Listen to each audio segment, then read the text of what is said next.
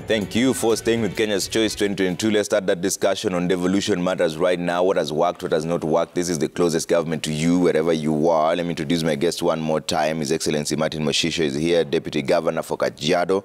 His Excellency George Natembeya, Governor of Trans Nzoia County, will be joining us online in just a bit. Honorable Beatrice Elachi is here, Member of Parliament-elect for Dagoretti North. She's been a Speaker and also a Senator as well.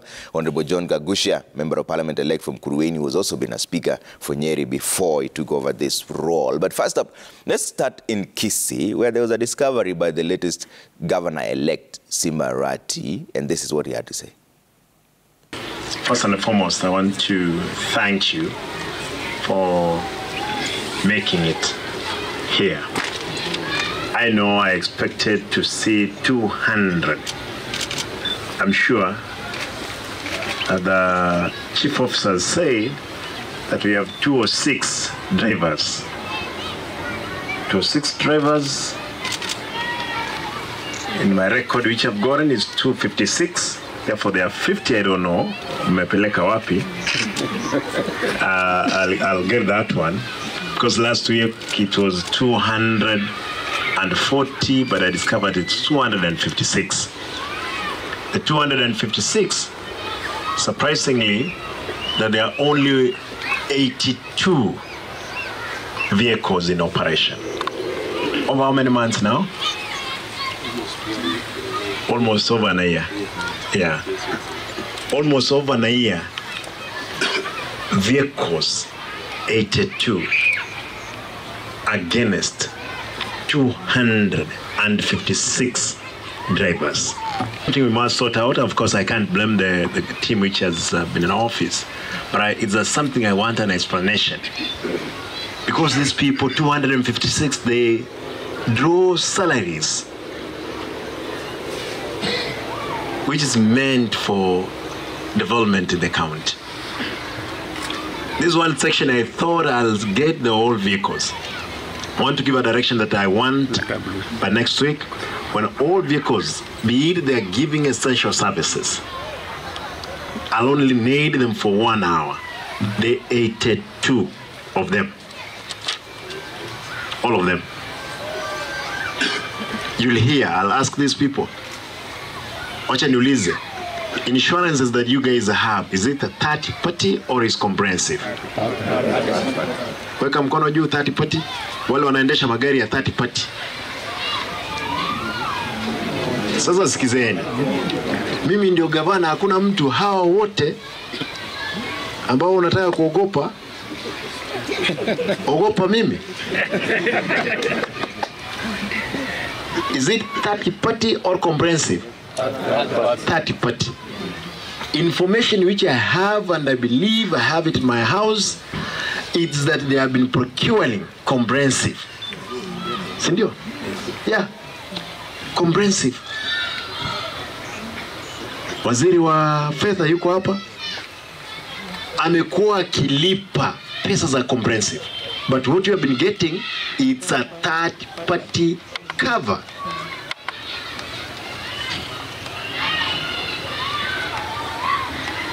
Up to the level that the people, you know, when you have a third party, you are sure yule driver yuko ndani, if there is an accident, and that's why most of those vehicles in the garages, they are not repaired. Waziri. Yes. Kando na wewe kuteso mateso ambao umeniambia umepitia ya kutokuwa in charge, nataka nijue hii pesa imeenda wapi. Na hii ndio sababu nimeuliza kwamba, unajua, guys have been operating this county as if Kisii County is not part of this country. Even part of Somali is better than Kisii.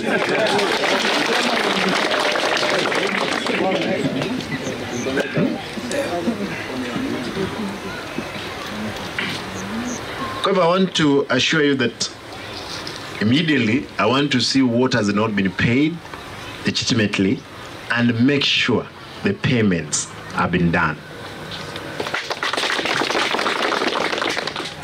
People are busy paying people out money all over.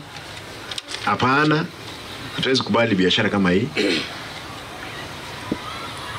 An officer involved Nimewaambia wote wakuja. I had a meeting with them. Wote wakuje. Tuongee na wao, tusemezane. Hata Biblia inasema kwamba hata kama dhambi yako ni nyekundu kama nini? Itakuwa nyeupe kama theluji. Wakati tunasemezana, kuja tusemezane. Tuongee, uniambie ukweli vile umekula hiyo pesa. Tukwambia tafadhali ile ambayo kidogo imebaki rudisha kwa county. Tumekusamea lakini hatuwezi sahau.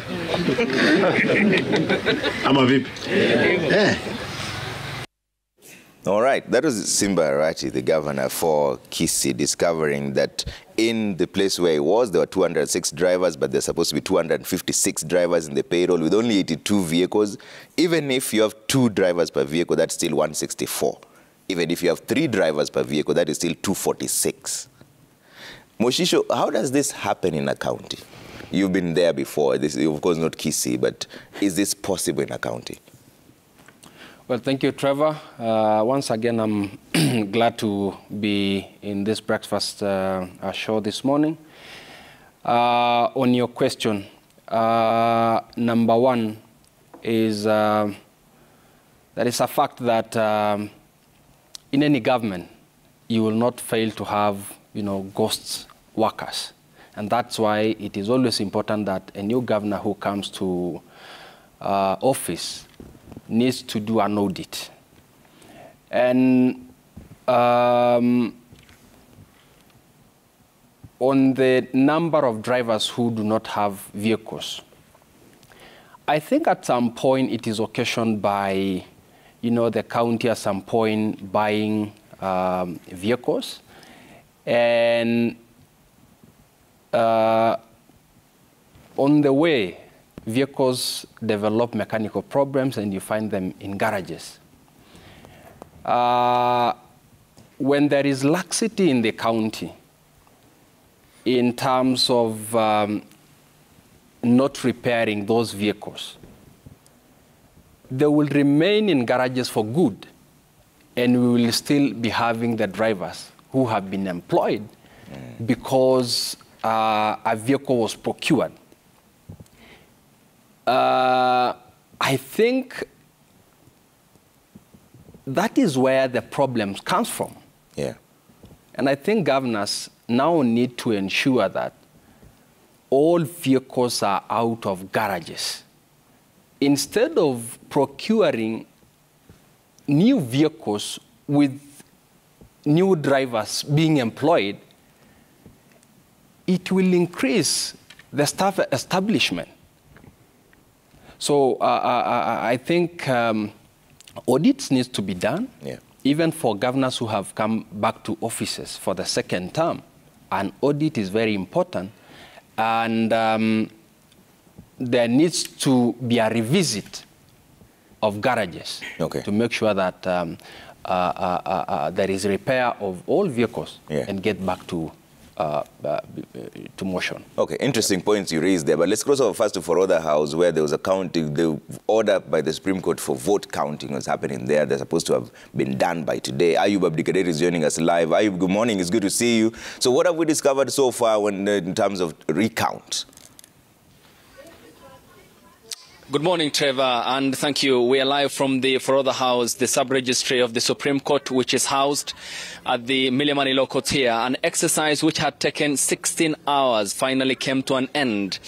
As you can see in the tent where I am, there are no parties, which means then that the vote counting, which started yesterday in the ballot, in the polling stations that the Supreme Court had ordered scrutiny for, is now over. The parties I was made to understand have retreated, and they will be meeting here again at 10 a.m. for a review of the report. That report, Trevor, and to our viewers will be submitted before the Supreme Court, which will be sitting for the second day of the hearing of the presidential election petition 2022. As you can see, the ballot papers, the ballot boxes, I beg your pardon, from Jombu, for example, in Vita constituency, that is in the county of Mombasa. These have been counted yesterday in the presence of the party's representatives of the presidential candidates who contested in the August 9th general elections. And therefore, Trevor, just to bring our viewers up to speed as to how the exercise looked like yesterday. For example,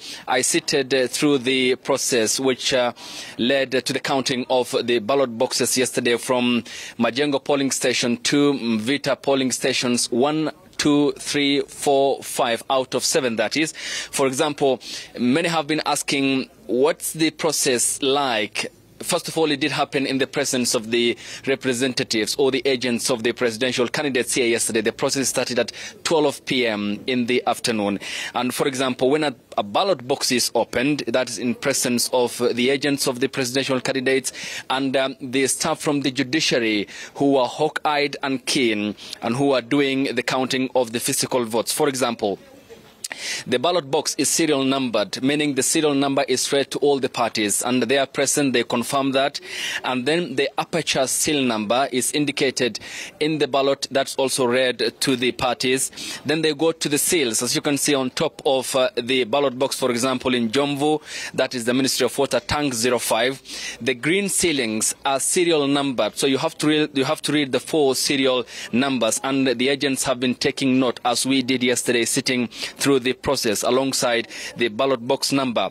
Then the ballot box is opened, the votes are counted physically in presence of all the parties, and then that is counter-checked with the details as captured in the Form 34A, which is inside the box. So in a nutshell, Trevor, that is what happened yesterday. And at some point, the judiciary staff were concerned that the process was slow-paced. Therefore, there was need to subdivide the team that was here into other factions so that they can speed up the process. And you can recall that at some point, a communication was given to the Supreme Court when it went for a lunch break in the afternoon before the session was reconvened by the Chief Justice Martha Koome, and that team, as you can see behind the tables in the arrangement as to how they are at the moment in that order. So they had to break down the team so that they can fast up the process, because they had a deadline of today afternoon to submit a report to the Supreme Court, which was ordered. That is the scrutiny the court had ordered for.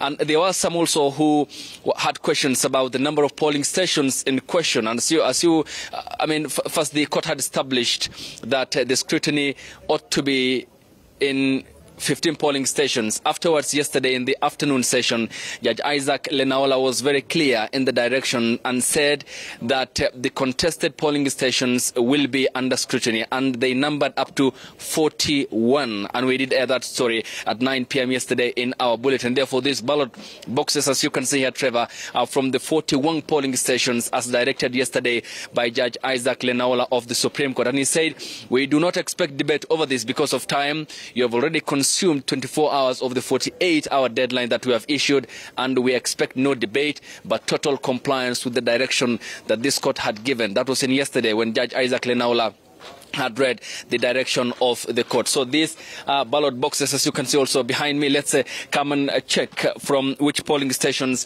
they are from. And it's interesting that everything here is detailed. The data is very important. The Supreme Court staff and the representatives of the presidential candidates have been here since yesterday. For example, this is ballot box serial. This is ballot box, which is from Nandi Hills Parliamentary, and as you can see, it's numbered. The seal is tight, as you can see. This is after the scrutiny that was done by the parties. This is from the county of Nandi, and Nandi County. There were polling stations that were contested under the order subsequently given by the Supreme Court. And there is also another here, which is from Kapsurer primary school polling station. As you can see, it's serial numbered, and they are all tightened. This is after the recount was physically done yesterday, and that counter-checked by the staff of the judiciary, who are led by the deputy registrar of the Apex Court. And to just get a note of then how this process went on, what happens next at 10 a.m., because it was a tedious process, long winding road that the parties were involved in. They were here for not less than 16 hours, you can imagine. There were no breaks in between, except for some 10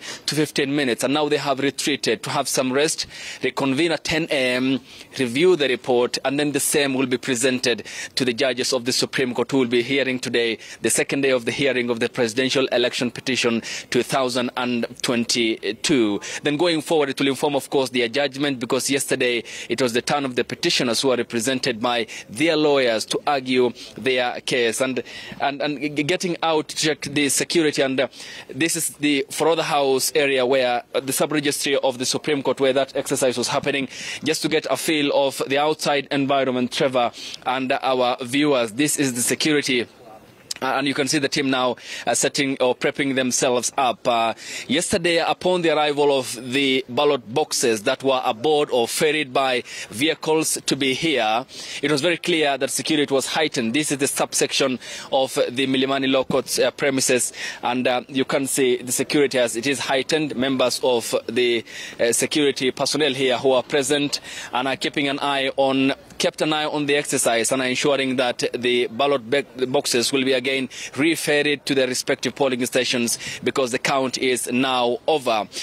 Given that this exercise is over, it was very crucial, Trevor, that that report will be submitted. So there were also some questions as to the returning officials of the respective constituencies the polling stations fall under. They were here to explain themselves as to some of the discrepancies that had cropped up, and in some instances provide clear answer as to why, for example, in one ballot box there were 2 Form 34As. Form 34A, 1 out of 2 and 2 out of 2. Therefore, they were here to specify, to provide clear answers to the concerns that were raised by the parties who represented the presidential agents. Therefore, Trevor, that is in a nutshell what happened here overnight, and we'll be sitting in that meeting for the review of the report, which will be submitted to the Supreme Court later on in the day to beat the deadline which was issued by the court. Therefore, back to you in studio. Back to your studio, Trevor. Later, we'll be giving you an update as to what will be happening here. You're absolutely right. Thanks, Ayub Abdikadid, speaking to us from the Forodha House, where there was a tallying of 41 polling stations. But let's get back to this conversation. And Lachi, let me bring you in. And Moshisho was raising a very interesting point that in every county you can't miss ghost workers and also the inefficiencies when it comes to running the counties. How can that be tamed? Because there's an oversight. You yourself was a senator before. Then there's this discovery. Even in Kiambu as well, Kimani Wamatangi found a junkyard of vehicles that are broken down. Well, I think, first of all, thank you so much, and good morning to Kenyans, and especially to my people of Dagoretti North. And to say this, that one of the things that we can't run away from is that when you look at how the national government runs itself, I think it went to a replica of the county governments. So what the county governments should do is to look over a way. And I think some of the ministries have done that in government, where you work together with the companies and you lease, so that you don't spend a lot of money. But these companies take care of the cars and everything, the way the police are doing and all that. And maybe you will also safeguard yourself in terms of your own resources. So it's something they need to look at, because as you come in, don't forget the counties did not just start, very few counties started on a very, very a level where they were able to do their own frameworks. But most counties inherited, let's say, especially the town counties, Kajiado and others, they inherited what they used to have in their old county councils that were there. And so you had staff already who were there. Now, what we need to ask ourselves also, and I know CRA has put in a ceiling of your staff, which I think the county assemblies follow so closely, even though even them, they have sort of a bloated staff, but not as the way the executive has. And so what the executive should do also, we have now, I know by October, you are working with the national government, they need to have now complied that all your staff must be on Greece, which is a platform that is now digitized. You'll be able now to know. And from there, it's easy even to know when you use the application, it helps you to know the day you retire. It doesn't even It's the same way in national government nowadays. When your retirement is about 2 years to your retirement, it sends you a message to alert you. And from there on, your day of retirement, it just closes. Yeah. And I think all county governments, if they go on that, they'll safeguard themselves from this thing of ghost workers. And the other thing is that after 10 years and you come in, you see, I believe my deputy governor is in a better platform, because for them, they found the county with another administration. They took over. They have done a few things. It is for them now to come in this last term of theirs. You don't need to fear anyone. I don't know why, when I'm a governor finishing my 10 years, I will do things the right way so that I leave my county in a better way. I don't need to fear. It's my last term. So I'm hoping those who are now going to push for their second term are not going to look at things and feel you have a political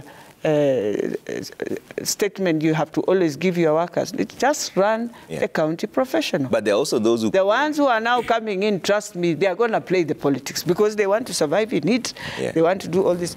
But in Nairobi, as I've always said, and I know my governor will find it, as he moves on, it's very unique, very unique. And you have to ask yourself, first of all, with the revenue, if you are not careful, you will be saying good things, but you don't have the revenue to deliver these good things. Okay. And now that we have a lot of inflation and crisis, and people lost jobs during COVID, there's a lot. So you have to ask yourself and come up with a framework post-COVID. I know many people are jobless. I know this. How do I run, and where do I get new streams of revenue that can support my county? But there are those who also claim your former docket as senators, you're the ones who failed the counties in terms of oversight. I will say that. I will agree. But it's not really failing. I would want to tell the Senate, which I've always said after I became Speaker, and I know Speaker will talk about it, is that it's like you're hands off on this county. You come in when things are, you only wait the report of the Controller of Budget, then now you start now reading.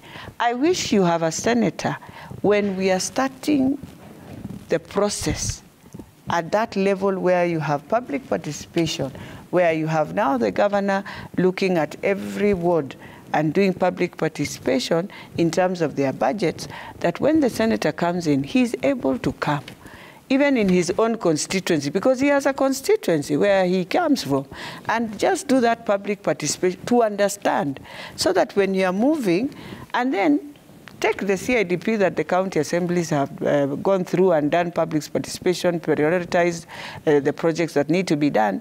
Look at them and ask yourself, as the senator of this county, will my county have the resources to do this? And if not, what is best?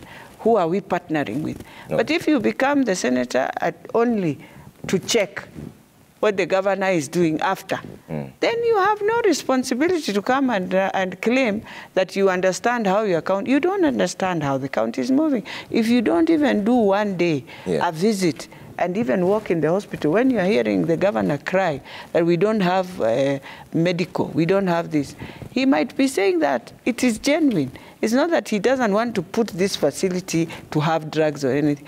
It is genuine that they don't have those resources. Okay. And the last thing the senator should now start doing with the national government is to follow up.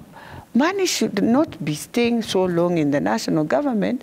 If money was meant for County X, let it be disbursed by the Controller of Budget, by Treasury, by Central Bank at the right time.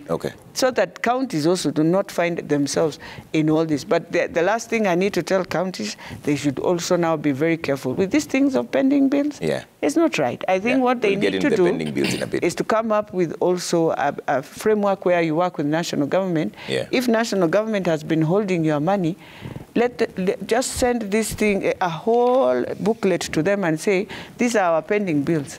And we want to have an agreement. You pay for us our pending bills. You can either be deducting these amounts Yeah. to repay back what we have taken, but it has to be a consultation in terms of working. Okay, we'll talk about the pending bills shortly, but let me bring in Kagusha on this. Kagusha, how can these inefficiencies be dealt with? Because Moshisho is raising interesting points that it is true. Maybe there are some vehicles that are broken down, but that doesn't mean you fire the driver because the vehicle is broken down.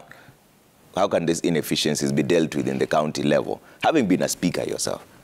Yeah, well, first of all, I would want to say that if indeed the governor of Kisii did a head count in an audit and found that there were excess drivers than what in the payroll than what there is on the ground, that definitely would be fraudulent. And I would want to point out that the governor says that those people should come and sit down and have a talk. And even though their sins are as red, as, what did he say? Blood. As blood, they will be as white as snow after talking. They will return what is remaining, and then he will forgive them, but not forget. Definitely the governor may not have that power, because once people have taken anything that belongs to the public or public resources, then they will have to follow the due process to ensure that they return in full amount, not just what is remaining. But again, I would also want to warn our governors who have gotten into office that they need to be very careful about being populist. They need to know that the time for campaign is now over. They actually need to sit down and do the job and do it clearly, well. I've seen several governors making certain pronouncements, which sometimes are making me a bit worried. I've seen, for example, what happened in Nakuru. Yeah. I've seen the governor writing off debts. I've seen what happened also here in Nairobi. Now I have seen, I can actually see what is happening in Kisii. They are good moves sometimes, but of course when you have power in your hand and you want to exercise so fast in its raw form, then one need to think twice because the campaign is over. Let the governors now stop being too populist and work. For example, that kind of an audit that is being done in Kisii, if the governor finds that there are some things which are not done right, even before you rush to the media, probably one of the things you want to do is to invite a proper investigating agency to try and find out exactly what happened. And then the report will not even be coming from you. The report then should even be coming from the agencies that are concerned. But of course, after having said that, I'm sure the agencies are on their way there now to do a proper investigation as to what happened so that the public doesn't lose public resources. Now, what do we need to do to be more efficient? In every county, we have the County Public Services Board, which are charged with ensuring that the human resources are properly taken care of in the county. And this body, the County Public Service Board, is kind of an independent body, is an independent board. Yeah. It doesn't report to the governor, neither does it report to the assembly. It's quite independent. It's supposed to staff, it's supposed to remunerate, it's supposed to rationalize, it's supposed to do all those activities in the county. And so I would expect to also have a feel of what the Public Service Board is doing in Kisii County and also all the other counties. So I think that board need to come out a little bit more strongly to ensure that first, we do not have ghost workers. Secondly, we have only those people in the county who are able to deliver different roles in whatever capacity they have been employed. Definitely we have a challenge, again, of inherited staff who came from the defunct county councils and municipal councils and such kind of areas. Some of them were not necessarily well qualified to do the job, and so other staff were hired. But now it's high time that these public service boards looked for resources from the executive and the county assemblies to rationalize. Yeah. And then, like we had pointed out, I think last week in the show, to try and see how they can be able to maybe, in a very good way, exit some of the staff who may have, who may not be very useful in terms of activities that are being carried out. But again, that need to be optional. They need to be given that option to retire early and get some payment for that. But we also need to ensure that the county assemblies are also oversighting the executive and are also able to check what is happening with the human resources. We have the committee in the county assemblies that deals with the county public service, and that committee would be very useful in ensuring that they are following up on some of those areas. I don't think there will be any problem if a county assembly committee would actually ask for that kind of a report from the CEC in charge of public service, so that they know exactly who is doing what in the county. Yeah, but again, we need to look at it in totality. Okay. We need to look at the efficiency in the county government, not only from the human resources perspective, but also in terms of how we are handling the assets of the county. Look, for example, what the Deputy Governor Mshisho says about the garages where we have many vehicles that are not well repaired. We need to look at it. As a county government, do we need to outsource the garage facility, or do we need to have our own mechanics who repairs our own vehicles? So all those things are things that the counties will need to look at. I would also want to point out that the county assemblies also need to be strengthened by giving them full financial autonomy, so that and budgetary autonomy, so that the county assemblies stop over relying so much on the county governors and the county government, because as we talk now, all the county bodies, including the assembly and even the public service board, all of them rely on the county treasury. Now the county treasury is under the governor, is under the CEC, who is under the governor in the county government, and so that means sometimes that can be a bit hindering to these other organs of the county government. For example, the county assembly, which may want to be very harsh on the governor in terms of oversight, sometimes the governors may slow down the release of their funds when they need them and they require them. And so we need to amend the PFM Act so that it allows the county assemblies to have their own treasuries, kind of sub-treasuries, where then they don't have to over-rely on the county governors. And I think that is that amendment has been in the offing for so long. In fact, it was passed by the Senate at some point. It went to the National Assembly, but I know it has been resisted by the National Treasury over the years, and I want to hope that now that we have a critical mass or critical number of members of county assemblies who are now in the National Assembly and in the Senate, we will probably be able to pursue this so that we can be able to give these bodies and these organs a proper financial and budgetary autonomy. And that will definitely give them a better voice in terms of oversighting the governors and the county executives. And definitely the virtue of honesty and integrity is also very key and very important in this. Because whereby someone want to do monkey business, they will somehow still keep on getting ways of doing monkey business in the county government. So we need to have the county governors plus the executive being straightforward and helping us to deal with the problem of resources leakage in the counties, because we need these resources so much to help our people, particularly with the health facilities that we have, and also to use those funds to develop the county in other areas. Let me bring in Governor Natembeya. His Excellency George Natembeya, Governor for Trans Nzoia, is joining us now live. Governor, good morning. It's good to see you with us. So before you joined in, we were talking about the irregularities that have been discovered in different counties. What have you discovered in Trans Nzoia since you took office? Thank you, Trevor. I'm barely 3 days in this office. There are a lot of things that needs to be done. First of all, for us here, I think the biggest challenge we have is office space. Officers don't have a place to operate from, so many of them are operating from their vehicles and parking places. Even our people, the citizens, when they come to seek for services, they've got no place to wait. They wait out there, maybe in the rain or in the sun. And that's an augur well for service delivery. And number two, we are inheriting a very huge pending bill, slightly over 1 billion. We need to figure out how we are going to sort it out to check whether these works were actually done. And if indeed the works were done, then of course we're obliged as government to ensure that they are paid because these works were done by our citizens. We don't want to impoverish them for having worked with for the county government. And there's generally there's a lot of lethargy. Service delivery is very poor. People just come to loiter. There's no wonder that people out there complaining that they don't feel government. Yeah, Governor, on Monday you were in the office by 7 a.m.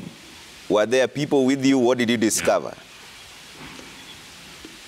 There was nobody. I actually came here at around 6:30, and there was the place was so desolate. Looks like a cemetery. People basically abandoned work. It shouldn't be the case because the government is permanent. Individuals come and go, but government is permanent. So there's no excuse. People say that maybe it's during transition and therefore people are a bit low. That should not happen. Government must go on where there's an election or there's no election. And therefore we are going to ensure that we put in place structures, systems that will ensure that government runs in spite of what's happening in the political arena. So what time do you always report to the office, Governor, and what is the directive to the county staff going forward? Now that you are there at 6:30 and there was no one, going forward, what is your directive to them then? They need to use their common sense. If the governor is coming at 7:30, they should come earlier than that. Of course, there are those public service regulations on when people are supposed to report. But given where we are, we know we are lagging behind in so many aspects. We should put in a little bit more than other counties. So we're going to ensure that people report to work at the right time, they stay in their offices, and also leave at the right time. We're going to introduce a clocking and a clocking out system, so that ensure that in between, people are just in the offices. They don't just come report and then leave, and then we come back to clock out. We're going to have a similar system to ensure that when citizens come to seek for services, they get those officers in their respective offices. Yeah, Governor, in terms of your priority areas, where are you going to start and when are you planning to meet the county staff? Because there's been allegations of ghost workers in different counties. Of course, that's one of the major challenges. The senior staff, of course, the CECs and the chief officers, they know they're going to exit because the person who employed them has exited. So it's no wonder that you find that level of productivity is very low. There's little we can do now until we put in place, we employ those senior officers who are going to oversee the operations of government. But in the meantime, of course, we're going to ensure that those who are around remember that they're out here to serve the public and that they're going to do that. Governor, are you going to do 100%? Sorry, go ahead, Governor. As I was saying, that there are many things that need to be done. Of course, from even our manifesto, we need to very, very quickly sort out the mess in the health sector, ensure that we have drugs in our health facilities, and that all our health officials actually report to work and that they serve our people. Because currently people are even dying from very preventable diseases because they don't have money to buy drugs. Obviously, our hospital stores don't have anything. If there are debts with KEMSA, we're going to very quickly sort them out so that we get adequate supplies. Of course, we also have challenges of water. We have got adequate machinery to ensure that we drill water. And also very soon we're going to engage the national government to ensure that the rights of our people in terms of access to water. We need to get some very capital projects in this place. For the longest time, I think Trans Nzoia has not been getting its fair share of resources from the national government. And then there are so many demands for bursaries. I think our children are not going to school because of the very, very high poverty level. Trans Nzoia, the poverty level for Trans Nzoia is slightly higher than the national average, which is very unfortunate. So we have got so many things. We need even to uplift this headquarters. It doesn't look very nice. We want to put up offices for officers. So that even if you want to coordinate, you can't be coordinating officers who are staying in different parts of the county, some as far as almost 3 to 4 kilometers away from the county headquarters. And these are CCs and chief officers. We want to have these people in a centralized place. So even the county governor's office is a one-stop shop where a resident will come and is going to get all services in one place, instead of jumping on a motorbike from one place to another, seeking government services. So our plate is very full. Yeah, Governor, are you going to do a 100% transition or overhaul of the county staff, or will you keep some of them based on their performance, especially the CECs you're talking about? At the higher level, of course, I'm still checking to see whether they have those who are performing well. If we are not here to victimize people, if we have got a good officer discharging their responsibilities well, we may have to retain some.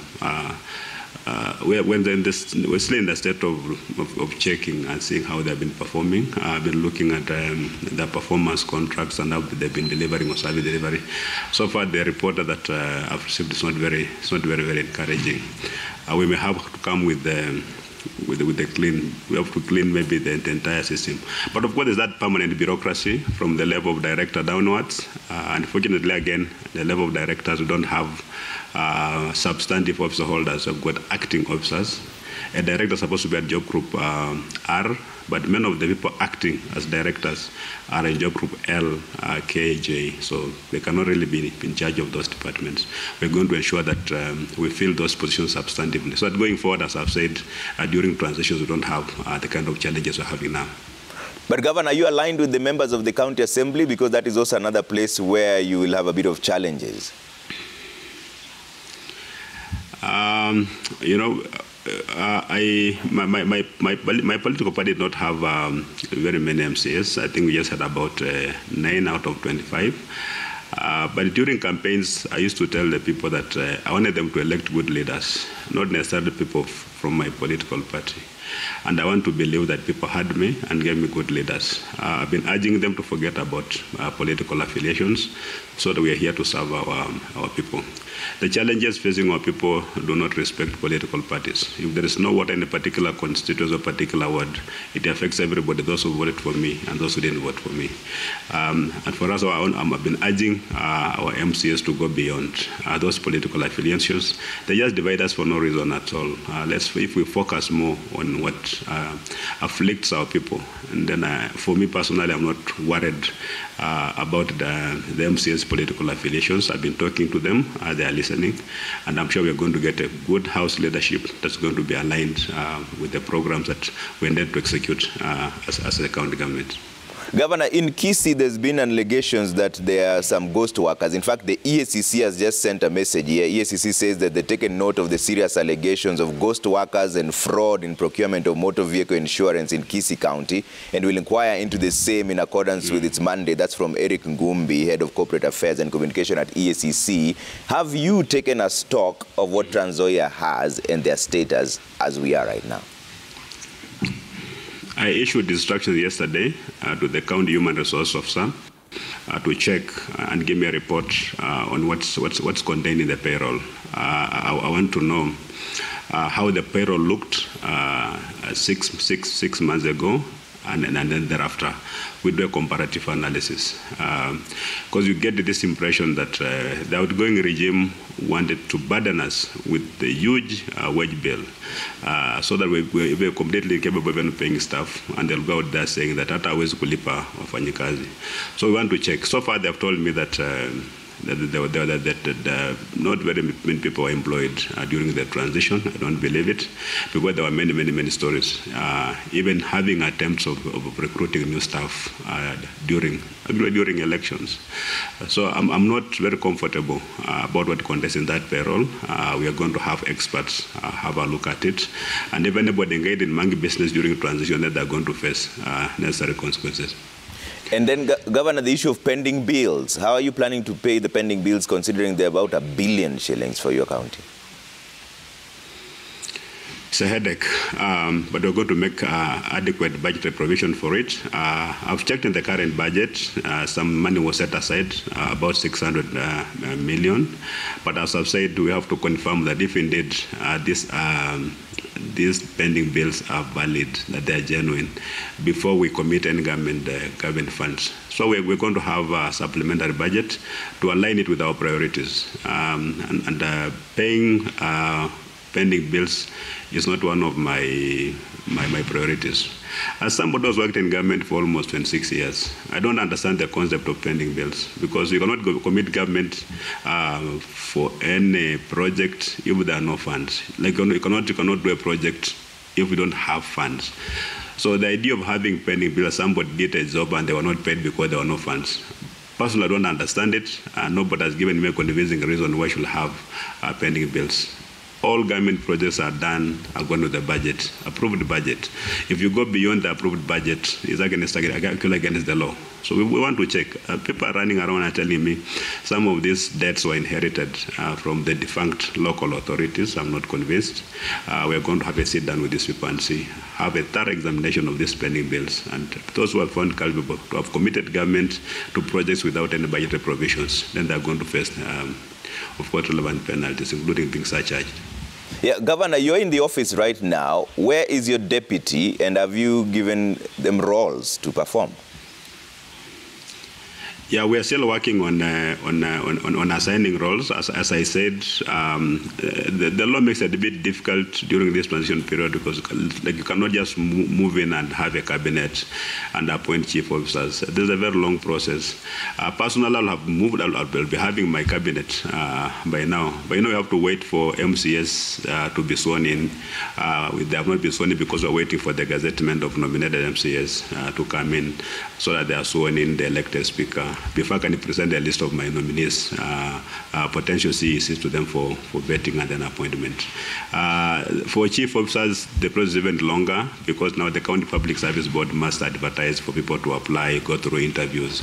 Then they're bringing names here from whom I'll pick a list of the number of people I want, then take them to assemble again. So that process is delaying us a bit. But of course, my deputy, Karen, I think she's already in her office. We want to set standards. We lead by example. We do as we say. I'm sure even by now, many of the officers have started coming in. There's a little bit change of attitude. I come here and within 10 minutes, you'll find offices are already filled up. But they're coming to do what? Because there are no funds.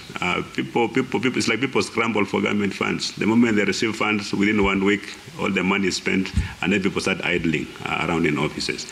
We want to have a way in which when funds come, they're spread out, if in the entire month or the entire quarter, so that at all times we've got people being facilitated to discharge government services. But with DECO, you can insist for people to come to the office in the morning, but they're coming to do what? They're coming to hang around there doing nothing, because there's actually no resources at all for people to go out there and serve our people. I'm not sure if there's any project going on at the moment.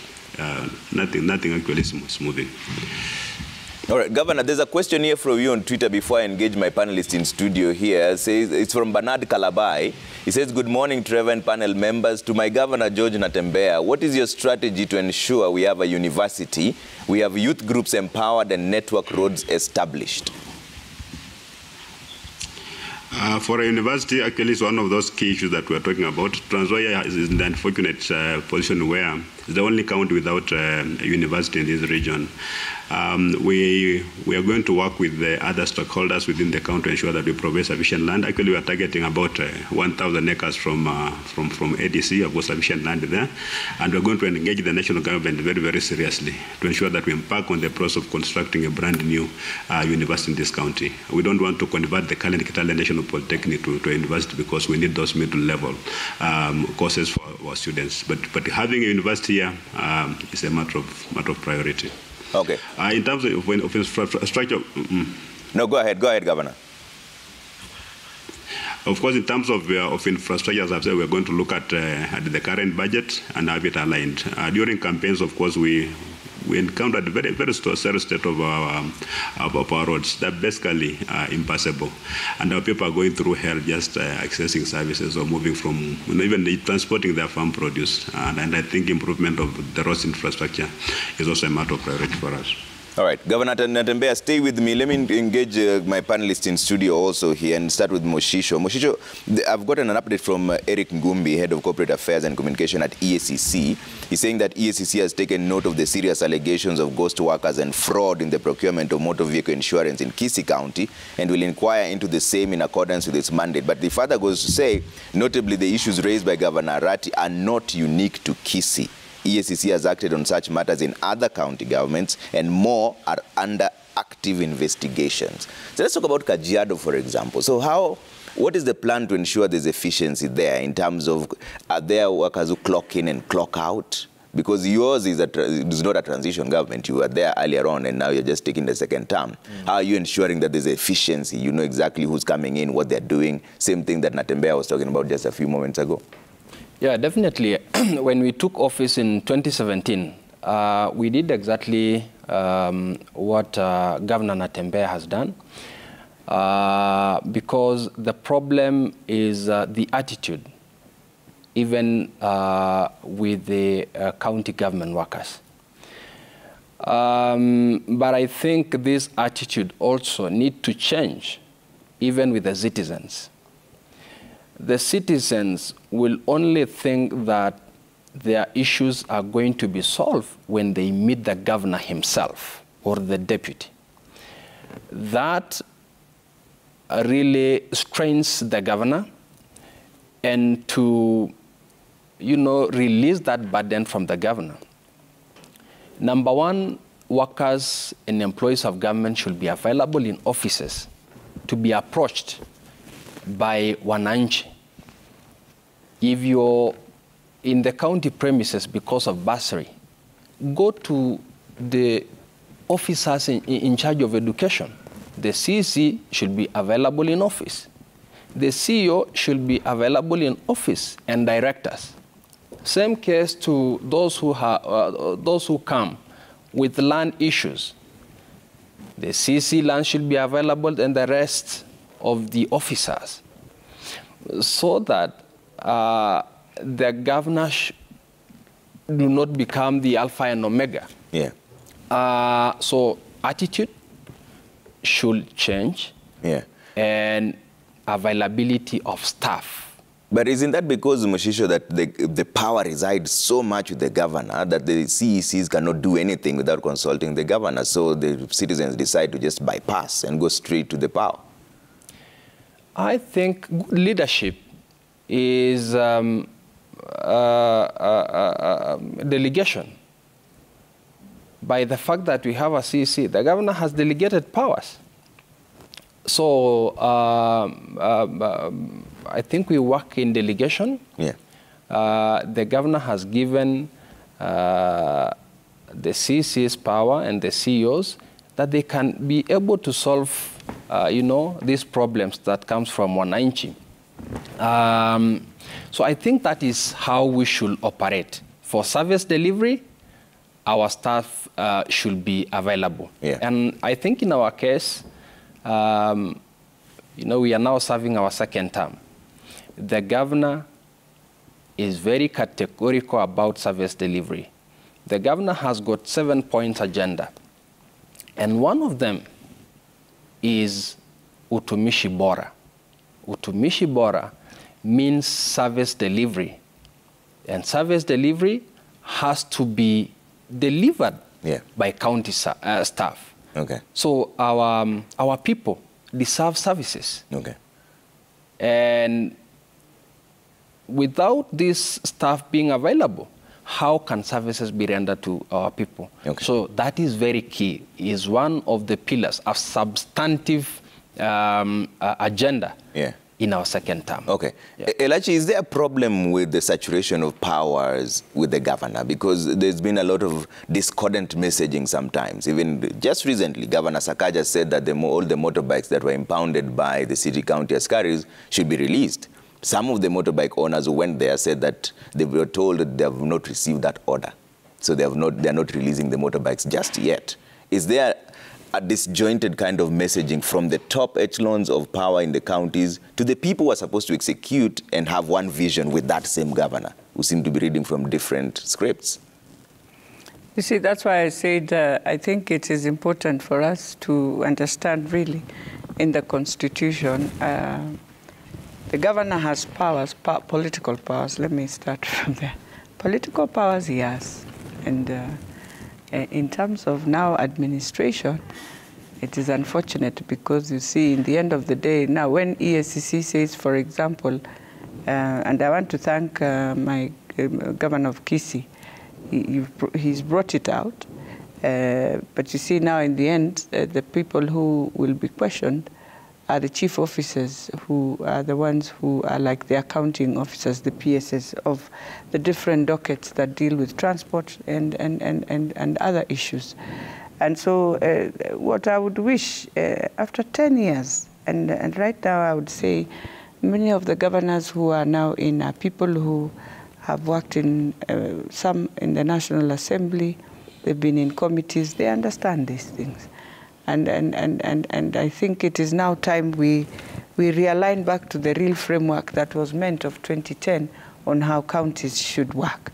And so you will indeed give orders, but yes, it's the same. It's the same way. The president will give orders, but the officers who are supposed to will look at the law.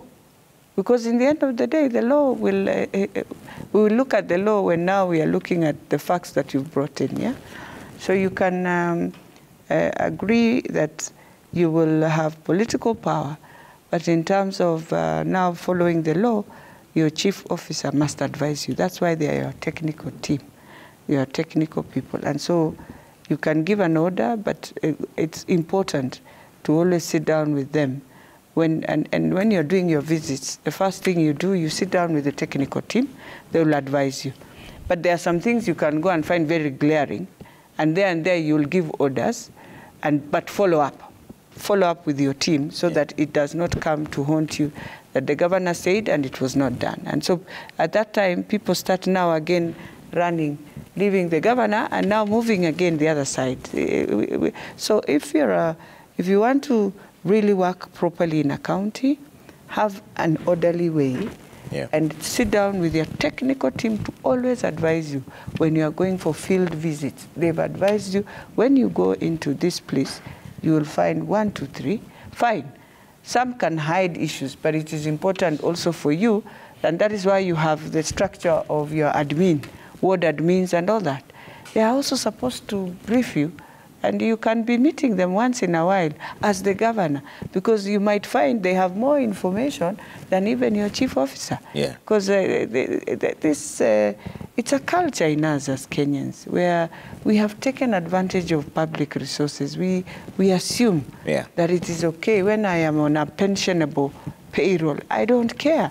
And it is even in national government, when I was there, I felt very sad because, and that is why you find you can decide a project starts at this time. In 6 months, you're sitting in a meeting and they will be telling you, we are sorry, sir, the person who was supposed to be implementing this went on leave or is on educational CG leave. And so it's not happening because he's not there. And you wonder, why are we like this? But it's a culture in all of us. And I have said, it does not matter whether you are the governor or whoever you are. I've come to realize an office in this country is you as an individual person. If you want to give Kenyan services, even how low you are, and you just decide this office will work, you will deliver. So it's up to a Kenyan who has decided you want to hang a coat, you don't want to work, fine. Then we have to go back, and the parliament must help also this thing. You see, and you're in parliament now. Yes, our employment law is a very good employment law. But it curtails. People just take advantage of the law, and they know, so what will you do? You will not sack us, you will not do this. We have to sit down with the judiciary, especially the labor courts, the counties, and agree at what point when the county sacks you that you have to go. And even if you go to court, the court will return you back and tell you, you have mechanisms, and indeed, if you have done this, this, and this, then you have to leave. Because that is where staff have taken advantage also in terms of not doing anything, and you can't do anything to them. Because they'll run to court. And I'm not saying also you victimize. No. But indeed, there are some staff. Honestly, it is very sad. Very sad state. All right. I have to take a quick break. When you come back, Agushi, I'll hear your views on this and how the efficiency can be implemented in the counties. His Excellency George Natembeya is also with us here, Governor Trans Nzoia. There's questions coming through. I'll pose that right after the break. Of course, at 9 a.m., we'll go to the Supreme Court for the hearings that's continuing today. All right. See you in just a bit.